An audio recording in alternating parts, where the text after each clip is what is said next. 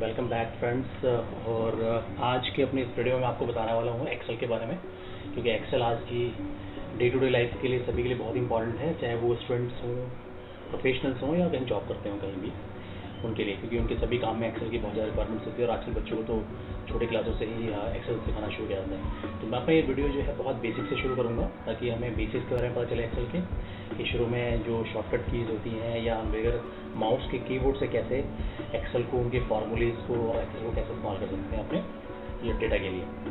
तो मैं इसमें कई सारी चीज़ें बताऊँगा, like addition, subtraction, formulas, V lookup, H lookup, आपको और भी बहुत सारे फॉर्मूले बताऊँगा। तो मैं छोटी एक सीरीज़ बनाने वाला हूँ, इस सीरीज़ में आप सीखेंगे सारी चीज़ों के बारे में। तो दोस्तों चलो, अगर आप हमारे चैनल पर नए हैं तो और आपने अभी तक चैनल को सब्सक्राइब नहीं किया है तो प्लीज़ सब्सक्राइब कर लीजिए, और अगर आपको वीडियो अच्छा लगे तो अपने दोस्तों के साथ में शेयर कीजिएगा। तो दोस्तों शुरू करते हैं अपने वीडियो को। इसके लिए सबसे पहले आपको अपना एक एक्सेल फाइल ओपन करनी है। एक्सेल फाइल ओपन करने के बाद ये फाइल कुछ इस तरीके से दिखाई देगी। इस फाइल में अगर आप देखें तो इसे हम ये जो कॉलम मैं सेलेक्ट कर रहा हूँ, सिलेक्शन का जो एरिया है, इसको हम रो बोलते हैं। रो मैं यहाँ पर टाइप करके दिखाता हूँ, रो, इसे हम रो कहते हैं। और ये जो कॉलम है आपका, इसे हम, ये जो सिलेक्शन है आपका, ये कॉलम है, इसे बोलते हैं कॉलम। इस तरीके से, राइट, वर्टिकल एंड हॉरिजॉन्टल। और ये जो वैल्यू है जिसमें ये COLUMN लिखा हुआ है, इसको बोलते हैं सेल।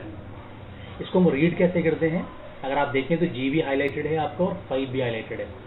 तो इसका मतलब ये हुआ, जो कॉलम लिखा हुआ है हमारा, वो लिखा है सेल नंबर। ये सेल होते हैं छोटे छोटे, जो बहुत सारे आपको ग्रिड्स दिख रहे हैं, सेल है सारे। ये जो है ये G5 के अंदर कॉलम लिखा हुआ है। अगर मैं यहाँ कुछ लिखूँ, 1 लिखा मैंने सपोज, तो इसको हम कैसे रीड करेंगे, ये करेंगे C3। ये आप देखिए हाईलाइट हो जाता है, जिस सेल में आप कर्सर लेके जाएंगे ये हाईलाइट हो जाएगा।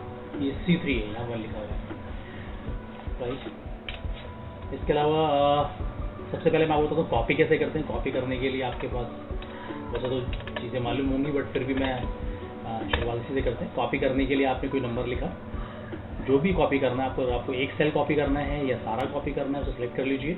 अगर एक सेल करना है तो एक को कर लीजिए, 2 करने हैं तो 2 सेलेक्ट कर लीजिए।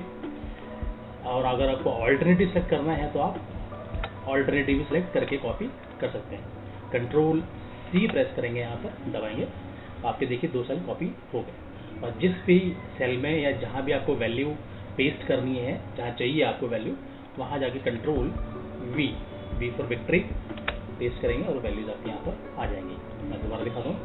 सपोज इस बार मैंने सिर्फ सेल B3 यानी जिसमें 2 लिखा हुआ उसको कॉपी किया, और मैं चाहता हूँ उसकी वैल्यू यहाँ पर मैं पेस्ट कर दूँ, तो कंट्रोल V से पेस्ट हो जाएगी।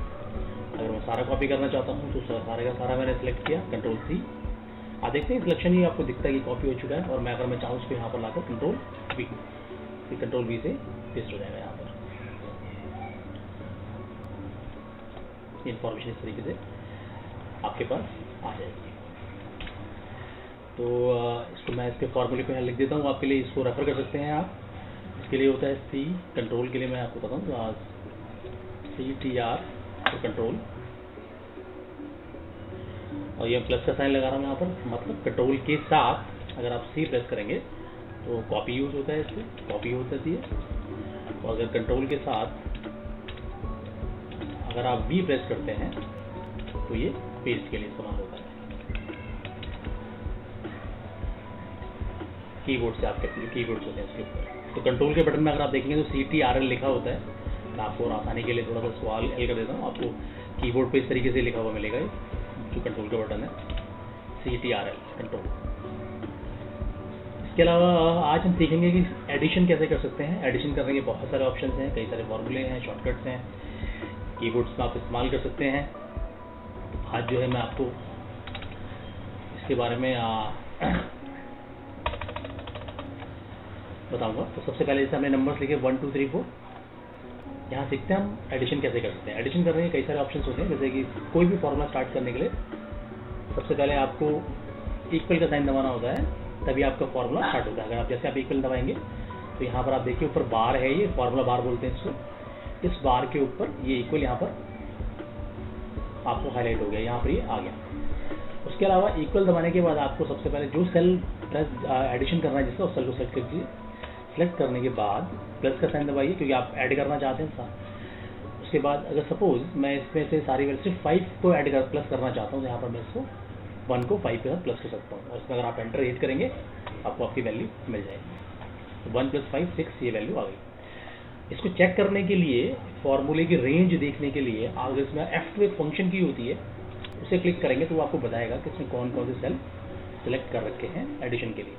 अगर आप चाहें इसमें कोई अमेंडमेंट करना चाहते हैं, इसमें और सेल को ऐड करना चाहते हैं तो प्लस दबा के आप सेल को मैं सपोज 3 को इसमें ऐड करना चाहता हूँ तो 3 सेलेक्ट कर लीजिए और इसमें एंटर कर दीजिए आप। तो यहाँ से आप देखेंगे कि ये टोटल चेंज हो गया। फिर दोबारा इसको F2 प्रेस कीजिए। मैं इसमें अगर 2 प्लस करना है तो F2 प्लस दबाऊंगा और इस सेल को सेलेक्ट कर लूँगा। तो इस तरीके से आप यहाँ पर चेंजेस कर सकते हैं। तो मैं यहाँ लिख देता हूँ जो फंक्शन की है, जो सबसे टॉप पे कीवर्ड के ऊपर की तरफ लिखा होता है यहाँ पर F1 F2 F3 F4, तो फंक्शन की है आपकी फॉर्मूला चेक करने के लिए वो है F2। 11 देखिए यहाँ फॉर्मूले पे अगर आप देखेंगे बार पे भी आपको शो होता है। आप चाहें तो ऐसे मैनुअली चेंज कर सकते हैं इसको। अगर मुझे ये B4 नहीं चाहिए इसके अंदर, मैं इसका वैल्यू नहीं चाहता क्योंकि मैंने हटा दिया। यहाँ पर देखिए रेंज की कम हो गई। अगर मैं B3 भी नहीं चाहता मैं इसको डिलीट करता हूँ यहाँ से, तो ये देखिए इसकी रेंज भी कम हो गई। राइट, अगर मुझे सेम वैसे रखना है तो मैंने फॉर्मूले में कोई चेंज नहीं किया, मैंने स्केप कर दिया तो वापस वैल्यू वहीं पहुँच गई।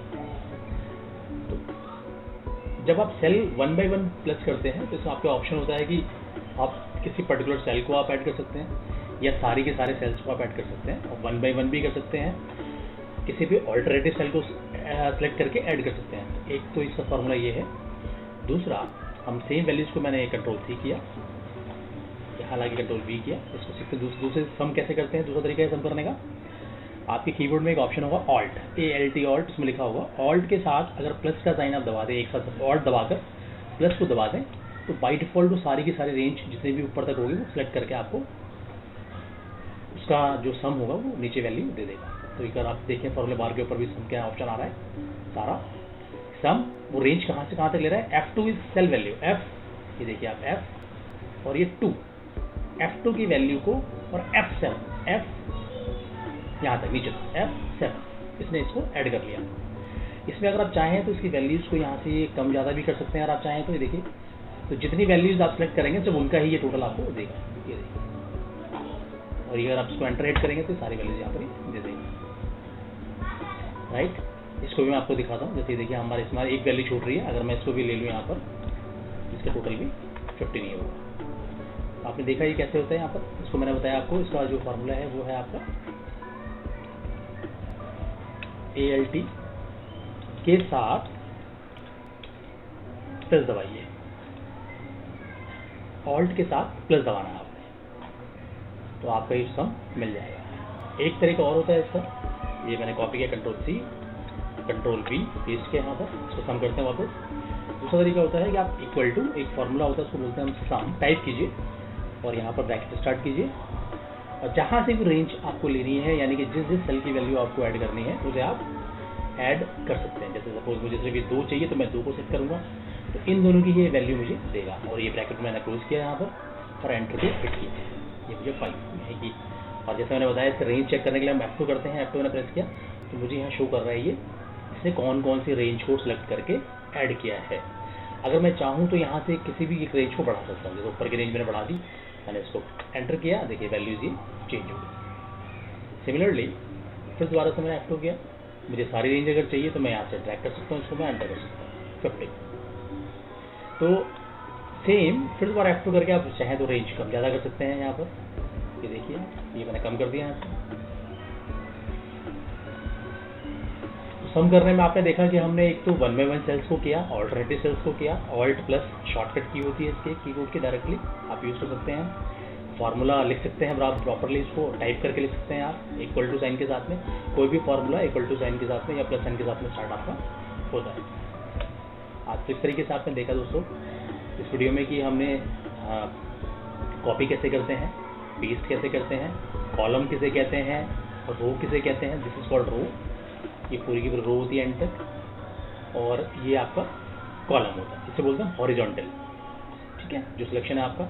और जब मैं ऐसा सेलेक्ट करता हूँ इसे बोलते हैं वर्टिकल।